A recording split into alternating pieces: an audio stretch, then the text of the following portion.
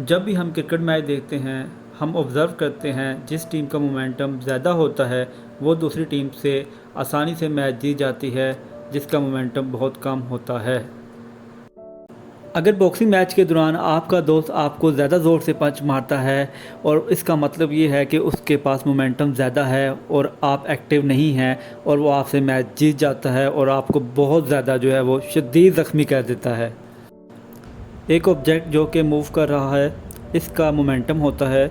अगर ये object rest में है तो इसका मोमेंटम ज़ीरो होता है। इसी तरह एक छोटी सी बुलेट जिसका मास तो बहुत कम है लेकिन इसकी वेलोसिटी बहुत ज़्यादा है, जिसकी वजह से इसका मोमेंटम बहुत ज़्यादा है।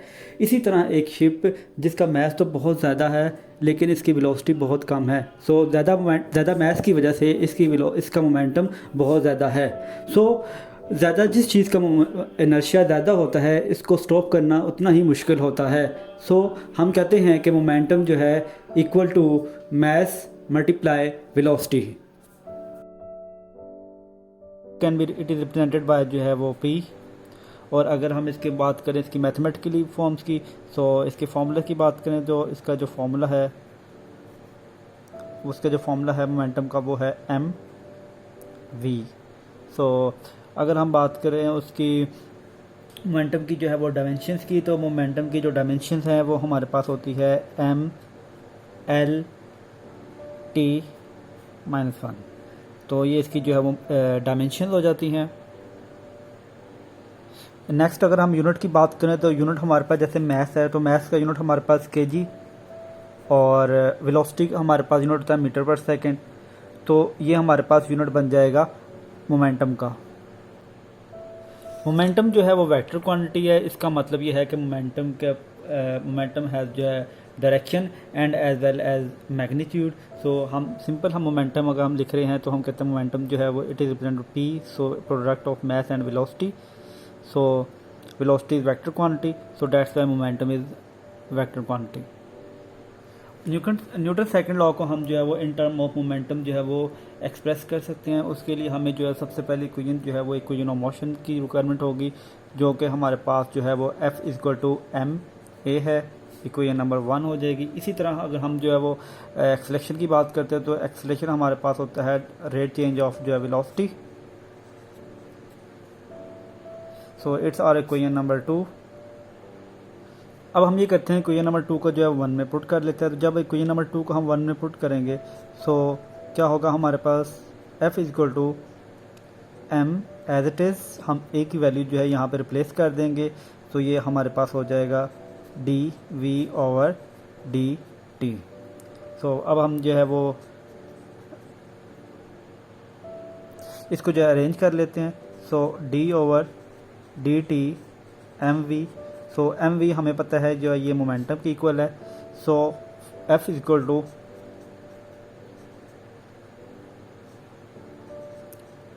ये हमारे पास मोमेंटम पी के इक्वल है। सो इस तरह हमने जो है वो न्यूटन लॉ को इन टर्म ऑफ मोमेंटम जो है हमने जो रिप्रेजेंट किया। तो ये हमें क्या इन्फॉर्मेशन देती है, ये क्वेश्चन नंबर 3, ये हमें जो है वो हम इस क्वेश्चन से हमें ये इन्फॉर्मेशन देती है जो रेट चेंज ऑफ मोमेंटम होता है वो फोर्स के इक्वल होगा। The rate change of momentum is known as force. So it is the equation in which we express the Newton second law in term of momentum.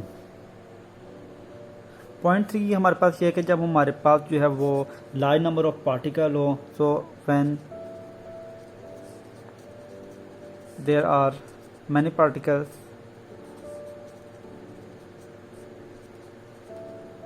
So total momentum हम जो इस case में जो है वो लेंगे तो हम कहेंगे जो टोटल मोमेंटम हमारे पास है वो P is equal to P1 plus P2 plus dash Pn।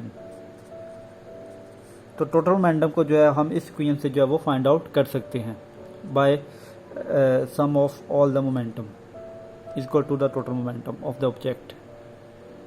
जब हम इस पर डेरिवेटिव अप्लाई करते हैं तो होता ये है कि हम फाइंड करेंगे क्या होता है, लेट्स सी। सो अगेन जो है इन सब का जो है वो डेरिवेटिव जो है वो मैं ले लेता हूँ। ये मैंने डेरिवेटिव जो है वो जस्ट से अप्लाई किया है। तो हमारे पास ये किसके इक्वल होगा, हमने अभी देखा है कि जो जो the rate change of momentum होता है ये फोर्स के जो है वो इक्वल होता है। सो यहाँ पे हमारे पास टोटल फोर्स आ जाएगी, यहाँ पे हमारे पास हो जाएगा F1 plus F2 plus dash and Fn। तो वेक्टर क्वांटिटी है तो इनके ऊपर जो है वो वेक्टर्स का साइन आ जाएगा। तो ये जो अबव क्वेश्चन है ये हमें क्या शो करती है, ये जो अबव क्वेश्चन है ये हमें शो करती है कि जो rate change the rate at which the total momentum change is equal to the total force. So हमें ये चीज़ ये शो कर रही है कि जो मोमेंटम जो टोटल मोमेंटम जो चेंज हो रहा है वो किसके इक्वल है, टोटल फोर्स के इक्वल है। सो अबव इक्वेशन से हम ये कंक्लूजन निकालते हैं कि if the sum of the total force जो है वो वैनिश हो जाए so then the total momentum जो है वो कंजर्व हो जाता है। तो उसको मैं जो है वो जल्दी से जो है वो इस पॉइंट को जो है वो राइट कर लेता हूँ। सो अगर एक्सटर्नल फोर्स जो है वो वैनिश हो जाए तो हम कहते हैं जो टोटल मोमेंटम है वो कंजर्व होगा। सो हम इसको मैथमेटिकली लिखेंगे तो हम इसको कैसे लिखेंगे,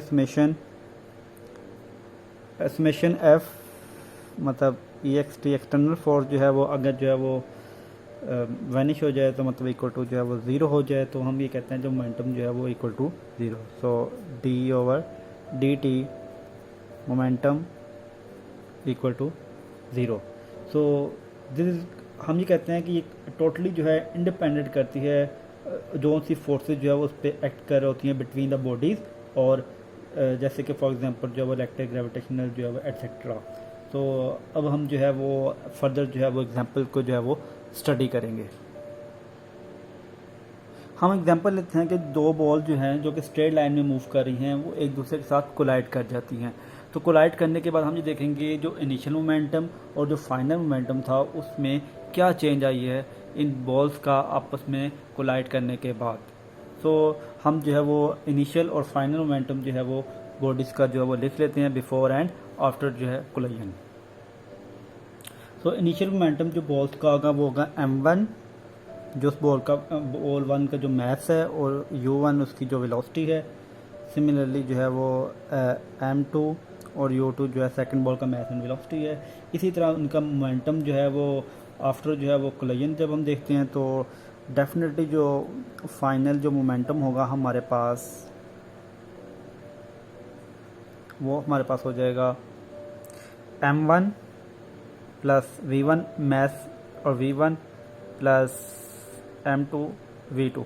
ये हमारे पास जो u1 और u2 था ये दो बॉल्स का जो मैस था वेलोसिटी थी सॉरी बिफोर कोलाइजन, और जो v1 और v2 जो है ये दो बॉल्स की जो वेलोसिटी है after collision. So according to law conservation of momentum हम ये कहते हैं कि जो टोटल मोमेंटम होता है बॉडीज़ का बिफोर एंड आफ्टर कोलाइजन जो है वो रिमेन कांस्टेंट रहता है। पाकिस्तान और इंडिया का मैच यकीनन आपको याद होगा जब अफरीदी ने जो है वो एस्टन को लंबा सा छक्का मार के जो है पाकिस्तान को हारा हुआ मैच जो है वो जिता दिया था। हुआ दरअसल क्या था, हुआ दरअसल ये था कि अफरीदी ने जो है वो मिनिमम टाइम में बहुत ज़ोर से फोर्स बॉल पे अप्लाई की थी। क्या किया था, मिनिमम टाइम में बहुत ज़्यादा फोर्स जो है अप्लाई की थी बॉल पे, और इसी चीज़ को जो है हम impulse is equal to force multiplied time और with the force is applied. मतलब इम्पल्स किसी को होगा फोर्स जो बैट के थ्रू लगाई गई थी और टाइम जिस मिनिमम टाइम में बॉल को हिट किया था। सो इम्पल्स फोर्स जो थी वो चेंज हो रही थी with time between the limits. So हम क्या करते हैं इम्पल्स को इन लिमिट्स की फॉर्म में जो है वो लिखते हैं। और उससे पहले एक और चीज़ आपको याद होनी चाहिए जो हमने पहले लिखी है कि फोर्स जो है रेट चेंज ऑफ मोमेंटम के जो है वो इक्वल है। सो अगेन चलें हम इम्पल्स को जो है वो लिखते हैं इन लिमिट्स की फॉर्म में। सो क्या होगा इम्पल्स, सो अगेन हम लिमिट्स अप्लाई करते हैं t1 मतलब जो फर्स्ट इनिशियल और t2। सो हमारे पास क्या आ जाएगा इम्पल्स, हम क्या कहते हैं कि so it will be here F D T. So होगा क्या अगेन, सो लिमिट्स हमने अप्लाई कर दी। हुआ ये था कि t1 t2 ये हमारे पास एफ डी टी के इक्वल अगेन जो है वो, सो ये किस चीज़ के इक्वल आ जाएगा again, so it will be equal to momentum. So हम देखते हैं कि जो मोमेंटम जो इम्पल्स है देखिए अगेन यहाँ पे ये फोर्स है, ये सिंपल मैंने इसको मल्टीप्लाई किया यहाँ पे, तो फोर्स मल्टीप्लाई टाइम किसके इक्वल होता है इम्पल्स के। तो अगेन हमारे पास जो हम इस चीज़ में हम ये इंफॉर्मेशन जो ले रहे हैं इसको मैं लास्ट पे बता दूँ जल्दी से, जो है ये पहले जो है वो इसको रीराइट किया जाए अगेन। सो dp, सो हम ये कहते हैं जो इम्पल्स की इक्वल है तो इम्पल्स किसकी इक्वल हो जाएगा, फाइनल मोमेंटम अगर हम अप्लाई करें हम इक्वल टू माइनस इनिशियल जो है मोमेंटम। अगर हम सिंपल वर्ड में अगर हम बताना चाहें तो हम ये कहते हैं कि जो चेंज ऑफ मोमेंटम जो होता है इक्वल टू किसके, इम्पल्स के जो है वो इक्वल होता है। जो चेंज इन मोमेंटम किससे इक्वल है, इम्पल्स के जो है इक्वल है। और यही हमने फाइंड करना था पूरे लेक्चर में। और ये जो होता है change in momentum equal to impulse, और ये किस चीज़ के इक्वल होता है, which is equal to the area under the curve of force versus time. So that's end from today lecture. Take care, अल्लाह हाफिज़, बाय बाय।